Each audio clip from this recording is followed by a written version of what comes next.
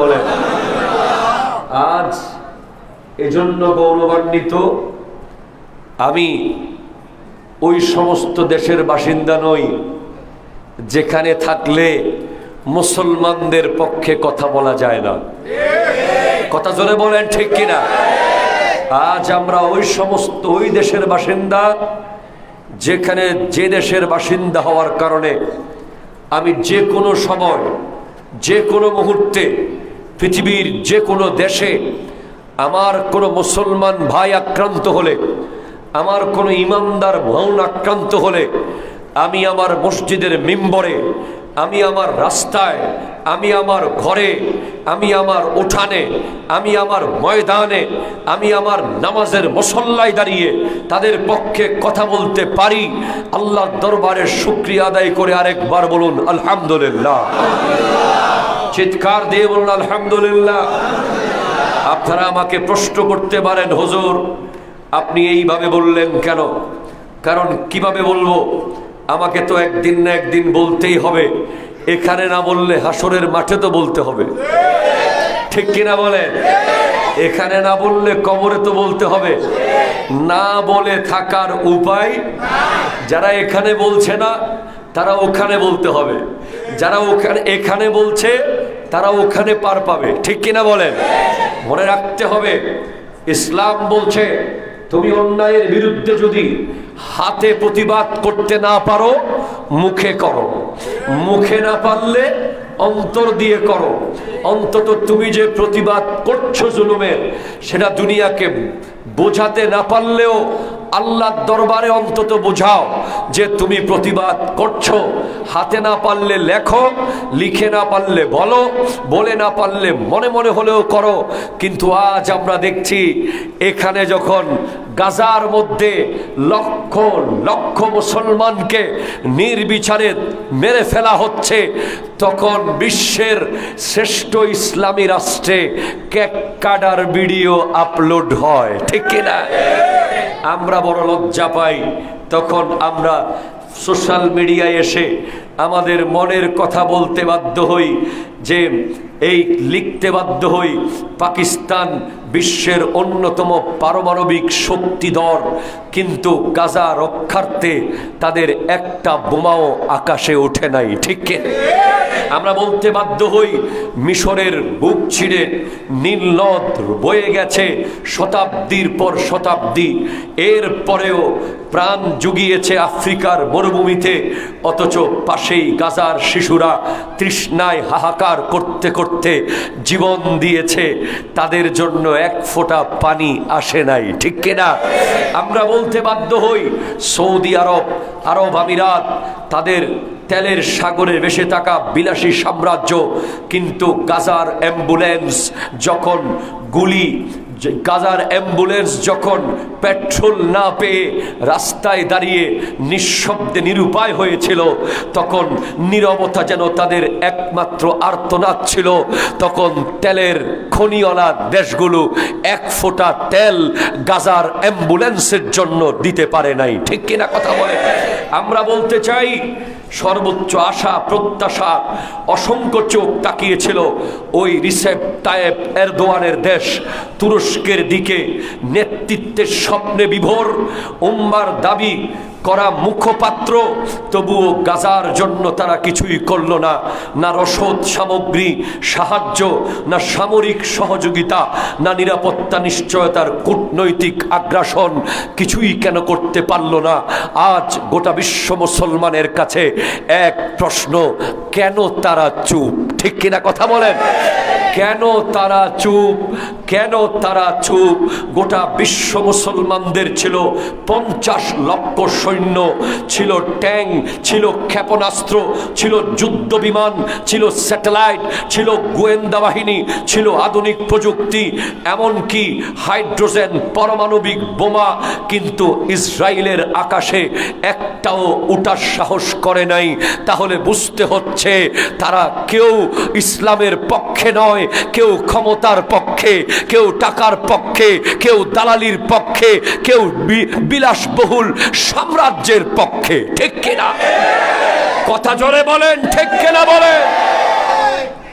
আর কত শিশুর লাশ জমিনে পড়লে, আর কত ঘর নির্বিচারে ধ্বংস করে দিলে, আর কত মা বোনকে অত্যাচার করে শেষ করে দিলে মুসলমানদের চোখ খুলবে সেটা আমরা জানি না। তাই আমরা এখন আর কিছুই করতে পারি না। আমরা শুধু বলি সব কিছু ইতিহাসের পাতায় লেখা থাকবে, সব কিছু ইতিহাসের পাতায় লেখা থাকবে।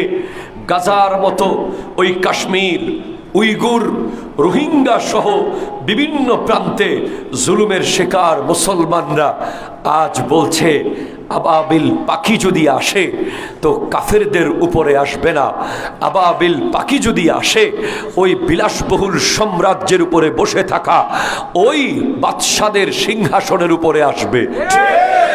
ঠিক কিনা বলেন?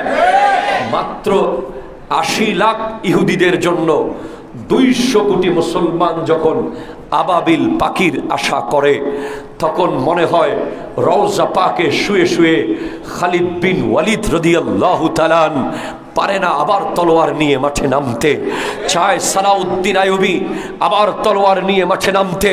মুসলমান কেন ভুলে গেছে জিহাদ হচ্ছে ইসলামের অন্যতম একটি গুরুত্বপূর্ণ অংশ। যে কোনো মুহূর্তে আবার জিহাদে নামতে হবে। শুধু মুস্কি হাসি দেওয়া নবীর সুন্নাত নয়, শুধু মিষ্টি খাওয়া নবীর সুন্নাত নয়, শুধু বিবাহ করা নবীর সুন্নাত নয়, বদরের মাঠে তলোয়ার হাতে নিয়ে কাফেরদের বিরুদ্ধে যুদ্ধ করাও আমার নবীর সুন্নাত। ঠিক কিনা? হাত তুলে বলেন ঠিক কিনা বলেন। উহুদ, খায়বার, খন্দকে যাওয়া নবীর সুন্নাত। আজ আমরা বাংলাদেশের মানুষ আলহামদুলিল্লাহ রব্বুল আলামিনের দরবারে কোটি কোটি শুকরিয়া আদা করছি। আমাদের জজবাত আজ আমার আল্লাহ দেখছেন, আমাদের জজবাত আমার নবীজি দেখছেন। বাংলাদেশ যদি ওই ফিলিস্তিনের বর্ডারের সাথে লাগানো কোনো দেশ হতো, আমি বিশ্বাস করি অবশ্যই বাংলাদেশের মানুষ তলোয়ার নিয়ে, অস্ত্র নিয়ে, কিচ্ছু না থাকলে খালি হাতে হলেও ফিলিস্তিনের পক্ষে যুদ্ধ করতে প্রস্তুত থাকতো। ঠিক হাত তুলে বলেন ঠিক কিনা বলেন। তবে সময় শেষ হয়ে যায়নি। মুসলমান প্রস্তুতি গ্রহণ করুন।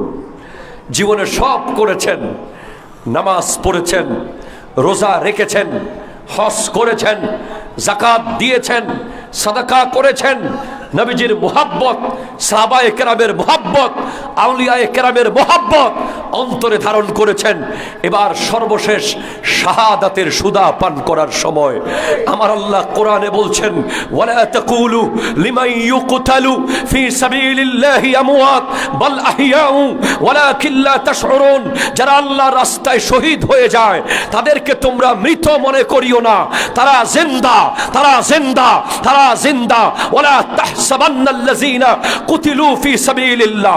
যারা আল্লাহর রাস্তায় শহীদ হয় তাদেরকে তোমরা মৃত ধারণাও করিও না। যারা আল্লাহর রাস্তায় শহীদ হয় তাদেরকে তোমরা মৃত বলিও না, তারা জিন্দা।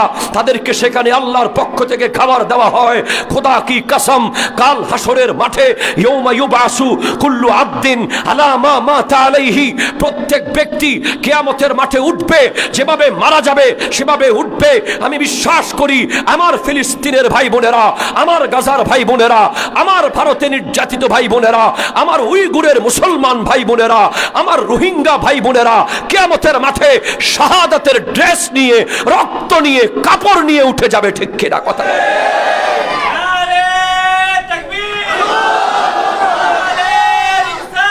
ইয়া রাসূলুল্লাহ,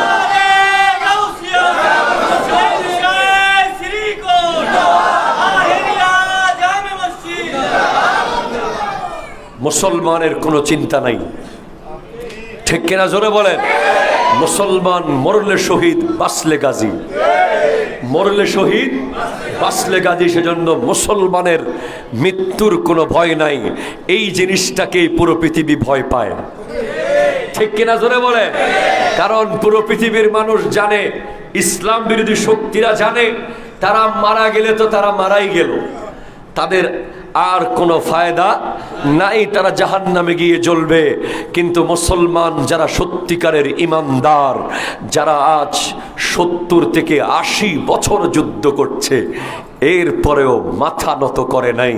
মসজিদুল আকসাকে রক্ষা করার যুদ্ধে যারা প্রতিনিয়ত জীবন দিচ্ছে, ওই ফিলিস্তিনের মাকে জিজ্ঞেস করেন, আপনি জানেন যে বোম মারবে, আপনি জানেন যে ক্ষেপণাস্ত্র মেরে দেবে, এরপরেও আপনি সন্তান কেন জন্ম দেন?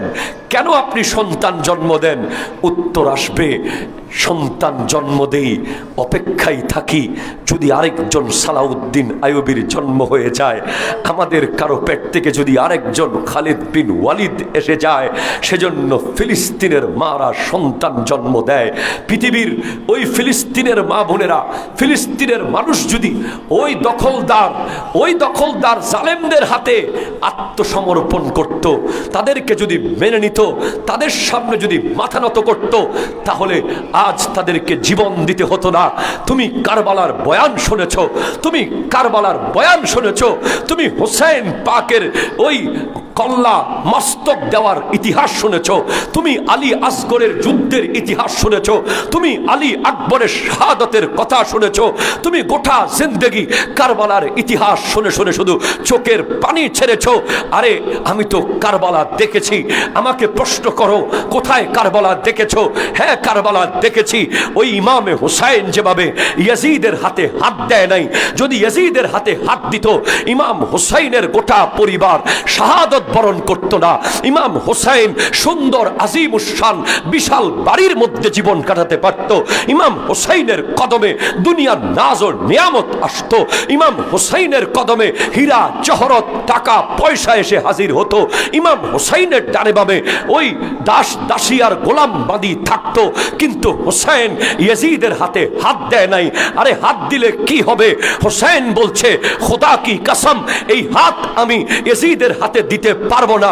কেন পারবেন না? বলে, এই হাত এমন হাত যেটা আমি হুসাইনের একার হাত নয়, এই হাতের উপরে আছে সিদ্দিক আকবরের সাদাকতের হাত, আছে ফারুক আজমের আদালতের হাত, আছে উসমান জুন্নুরাইনের সাখাওয়াতের হাত, আছে মৌলা আলীর বেলায়তের হাত, আছে রসুল আরবির রিসালাতের হাত। ইয়াদুল্লাহে ফাওকা আইদিহিম, এই হাতের উপরে রব্বুল আলামিনের কুদরতের হাত আছে।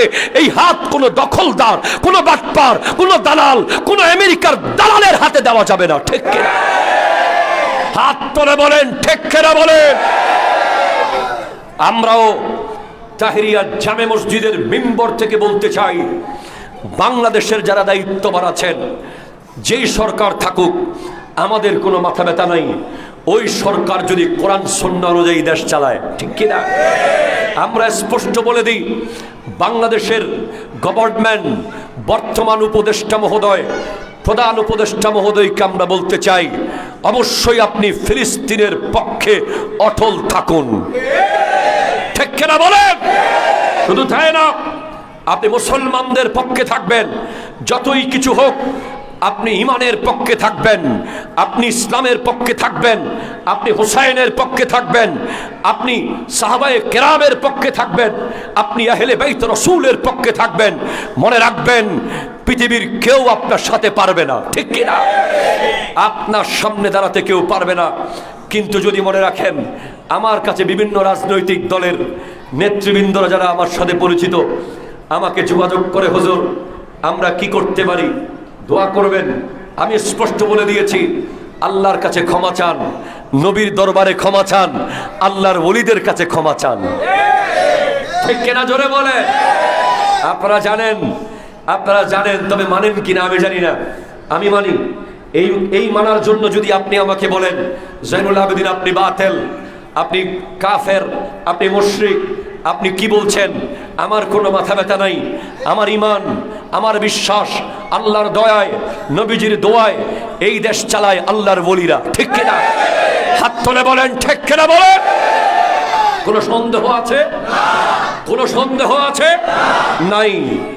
অবশ্যই হাদিসে পাকে আছে, পৃথিবীতে সব সময় 40 জন আবদাল কন্টিনিউ থাকে। সুবহানাল্লাহ, জোরে বলেন। 300-র উপরে আখিয়ার থাকে, 5 জন নকিব থাকে, 3 জন, এভাবে করে করে 1 জন গৌস থাকে। যারা কন্টিনিউ পৃথিবীতে থাকে বলে এই পৃথিবী আল্লাহর ইশারায় তাদের দায়িত্বে পৃথিবী চলতে থাকে। আমি একবার বলেছি, কোন এক রাজনৈতিক দল শাহজালাল ইয়েমনির মাজারে বোমা হামলার বিচার না করার কারণে তারা আর মসনদে আসতে পারে নাই। আমি আবার বলছি, কোন এক রাজনৈতিক দল আল্লাহর ওলিদেরকে নারাজ করে দিয়েছে, তাই তারা আর মসনদে থাকতে পারে নাই। আমি এখনো বলছি, কোন এক রাজনৈতিক দল সে যেই হোক, যদি আল্লাহর ওলিদের উপরে কোন ধরনের আক্রমণ করে, আঘাত করে, ওলি আল্লাহদের বিরুদ্ধে চলে যায়, বক্তব্যে, লেখনীতে, সম্মতিতে, কাজে, কর্মে কোরআন সুন্নাহর বাইরে চলে যায়, তাহলে মসনদে আসার কোনো উপায় নাই। অবশ্যই আল্লাহর ওলিদেরকে তাজিম করলে, তাদেরকে সম্মান করলে তাদের উপরে আল্লাহ রাজি থাকবে, ক্ষমতার মালিক আল্লাহ। ঠিক কিনা? কথা জোরে বলেন। এই কথা মনে রাখার দরকার আছে না নাই?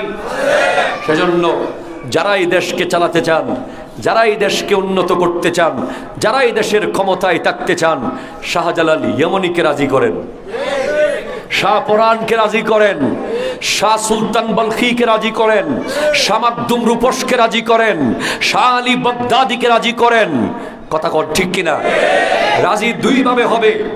এক ধরনের রাজি হবে তাদেরকে সন্তুষ্ট রাখা, তাদেরকে সম্মান করা, তাদের জিয়ারত করা, তাদের আদর্শ বাস্তবায়ন করা।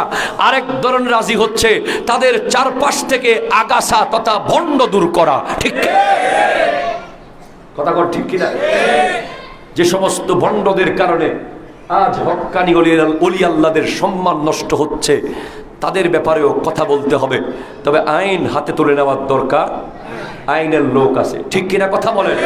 তাহলে আমরা স্পষ্ট, আপনারা এটার উপর অটল থাকবেন। আমি জয়নুল আবেদিনের দায়িত্ব আপনাদেরকে সতর্ক করে দেওয়া। যদি কেউ বলে যে বাংলাদেশের মানুষ ফিলিস্তিনের পক্ষে কথা বললে অ্যারেস্ট করা হবে, আপনারা কি কথা বলা বন্ধ করে দিবেন? যদি ঘোষণা আসে সরকার থেকে ফিলিস্তিনের পক্ষে কোনো আন্দোলনে গেলে, অথবা বিদেশি কোনো চাপ যদি আসে, ফিলিস্তিনের পক্ষে কথা বললে, ইসরায়েলের পণ্য বয়কট করলে ওই ব্যক্তির গ্রিন কার্ড বন্ধ হয়ে যাবে, ওই ব্যক্তির ভিসা শেষ হয়ে যাবে, ওই ব্যক্তির ব্যবসা লস হয়ে যাবে, আপনি কি দুনিয়ার স্বার্থে বলা বন্ধ করে দেবেন? এই জায়গায় ইমানের পরীক্ষা। তখন আপনি একবার আপনার সামনে গাজার 2023 সালের ছবি আর 2025 আজকের ছবি আপনি সোশ্যাল মিডিয়ায় গেলে পেয়ে যাবেন। পাশাপাশি লাগানো দুইটা ছবি, একটা ছবিতে সবুজ শ্যামল গাজা, কি সুন্দর হাইওয়ে রোড, রোডের দুই পাশে কি সুন্দর বাড়িঘর, কি সুন্দর গাড়ি, কি সুন্দর মানুষের আসা যাওয়া, কি সুন্দর জীবন যাপন।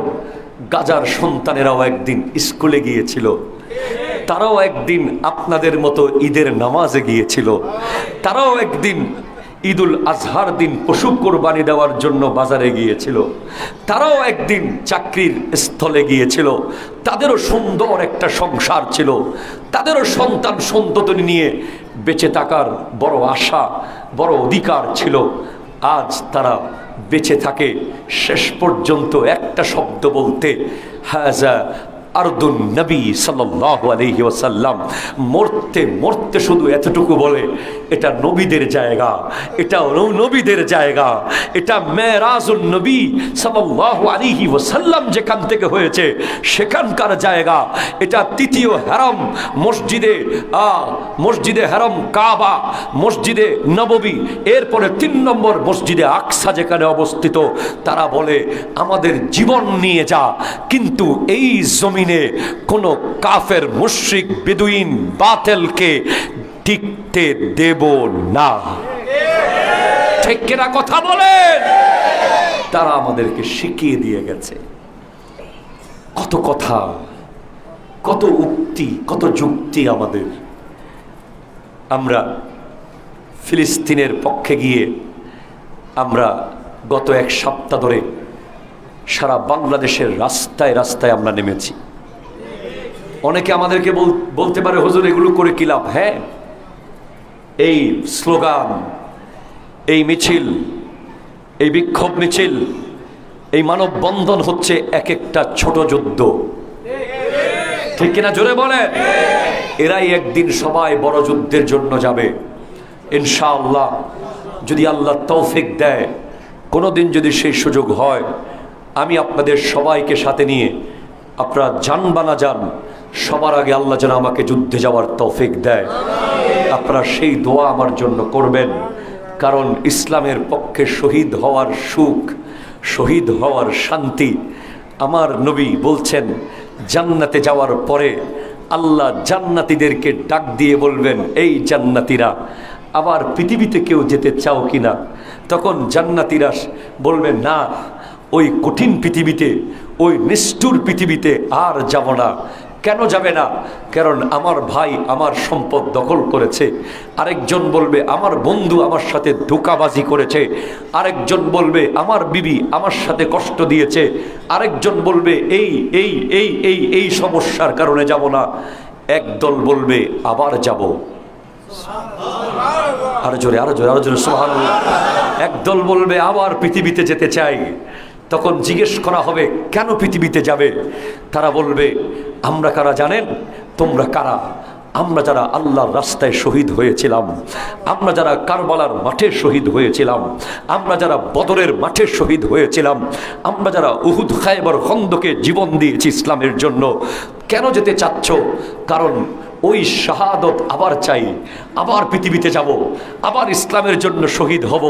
যদি সেই সুযোগ থাকে তো আমাদেরকে আবার যেতে দিন, আমরা আবার শহীদ হব। কেন যাবে? কেন শহীদ হবে?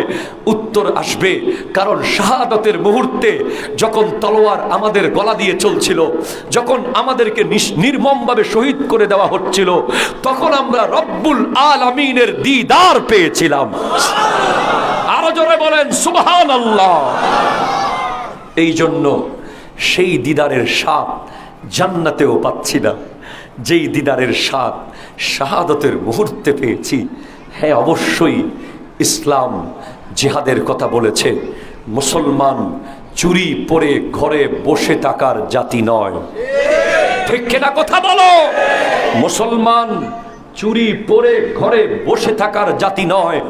মুসলমান নারীদের মতো মাথায় কাপড় দিয়ে ঘুমটা বেঁধে ঘরে বসে থাকার জাতি নয়। মুসলমান হলো বীরের জাতি।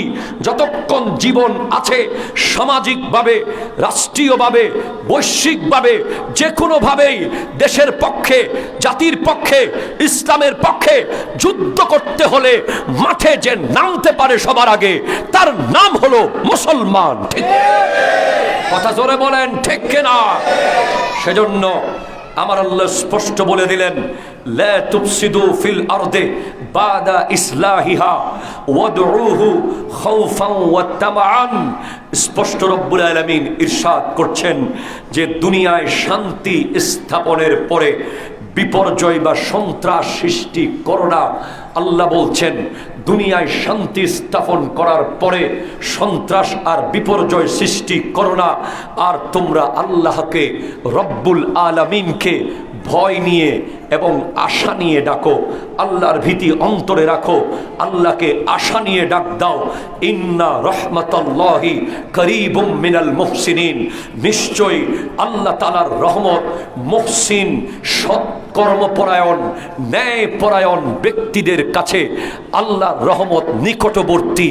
যে কোনো মুহূর্তে আল্লাহর রহমত আসবে, এমনভাবে রহমত আসবে, সমস্ত জুলুম, সমস্ত অত্যাচার, সমস্ত অন্যায় দূর হয়ে যাবে। ঠিক কিনা কথা বলেন? মনে রাখবেন, ফিলিস্তিন কখনো হারবে না। ফিলিস্তিন কখনো হারবে না, শুধু মুখোশ উন্মোচিত হচ্ছে। ফিলিস্তিন কখনো হারবে না। স্পষ্ট সহিহ হাদিসের মধ্যে আমরা সোশ্যাল মিডিয়ায় আমাদের ফলোয়ার্সদেরকে জানিয়ে দিয়েছি, ফিলিস্তিন কখনো হারবে না। এই ফিলিস্তিন জিতবেই। এই ফিলিস্তিনকে হারাতে পারবে এমন কোনো শক্তিধর ক্ষমতা পৃথিবীতে নাই। স্পষ্ট হযরতে আবু উমামা রাদিয়াল্লাহু তাআলা আন থেকে বর্ণিত, রাসূল সাল্লাল্লাহু আলাইহি ওয়াসাল্লাম ইরশাদ করছেন, আমার উম্মতের একটি দল সত্যের উপরে বিজয়ী থাকবে। আর জোরে বলেন সুবহানাল্লাহ। দয়াল নবী ইরশাদ করতে লাগলেন, মুসনাদে আহমদ 22,320 নম্বর হাদিস, আমার নবী ইরশাদ করছেন, আমার উম্মতের একটা দল সব সময় সত্যের উপর বিজয়ী থাকবে, শত্রুর মনে পরাক্রমশালী থাকবে, তারা শত্রুকে কখনো আত্মসমর্পণ শত্রুর সামনে করবে না, শত্রুরা সব সময় তাদেরকে ভয় পাবে, তারা সব সময় সত্যের উপরে থাকবে, শত্রুরা তাদের ভয়ে রাত্রে ঠিকভাবে ঘুমাতে পারবে না, দিনে ঠিকভাবে খেতে পারবে না, তাদের একজন যদি জীবিত থাকে শত্রুদের লক্ষ লক্ষ জনের ঘুম হারাম হয়ে যাবে। ঠিক কিনা কথা বলে? দুর্ভিক্ষ ছাড়া কোনো বিরোধী পক্ষ তাদের কিছুই করতে পারবে না, তারা শুধু খানার কষ্ট পাবে, অন্য কোনো কিছু তাদেরকে কষ্ট দিতে পারবে না। আল্লাহর আদেশ তথা কিয়ামত পর্যন্ত তারা এইভাবে সত্যের উপরেই থাকবে। সাহাবায়ে কেরাম জিজ্ঞেস করলেন, ইয়া রাসূলুল্লাহ, তারা কারা? ওগো নবী বলেন তাদের অবস্থান কোথায়? আমার নবী স্পষ্ট জানিয়ে দিলেন, তারা বাইতুল মুকদ্দাসের আশেপাশে থাকবে। এটা জোরে বলেন সুবহানাল্লাহ।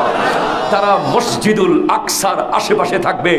আমার নবীর ভবিষ্যৎবাণী স্পষ্ট, তারা সত্যের উপরে অটল থাকবে।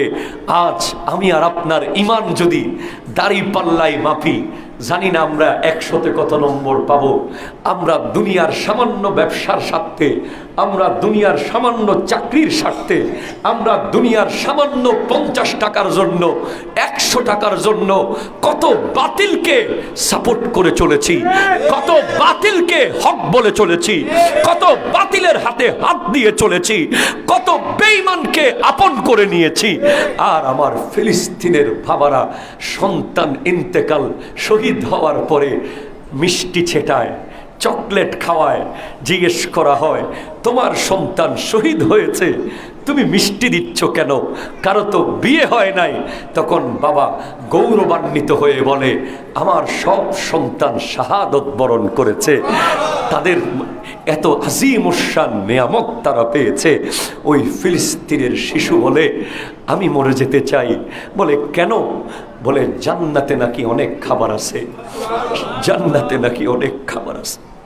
আজ মুসলমান, তুমি একটা ভাতের দানা ফেলে দেওয়ার আগে, তুমি একটা গোশতের টুকরা ফেলে দেওয়ার আগে, তুমি এক জাররা ফল ফ্রুটের অংশ ফেলে দেওয়ার আগে, তুমি এক জাররা চনার দানা ফেলে দেওয়ার আগে, তুমি ওই ছোট্ট ভাই বোনটার কথা মনে রাখিও, যে বলেছে আমি আর ক্ষুধার জ্বালা সহ্য করতে পারছি না, আমাকে তো কেউ খাবার দেবে না, তারা তো খাবারের রাস্তা বন্ধ করে দিয়েছে, কিন্তু আমি মরে গেলে তো শুনেছি শহীদ হলে নাকি জান্নাতে যাওয়া যায়, এবং শুনেছি জান্নাতে নাকি অনেক খাবার আছে। ওই শিশুরা, ওই বাচ্চারা আজ এমন কথা বলে।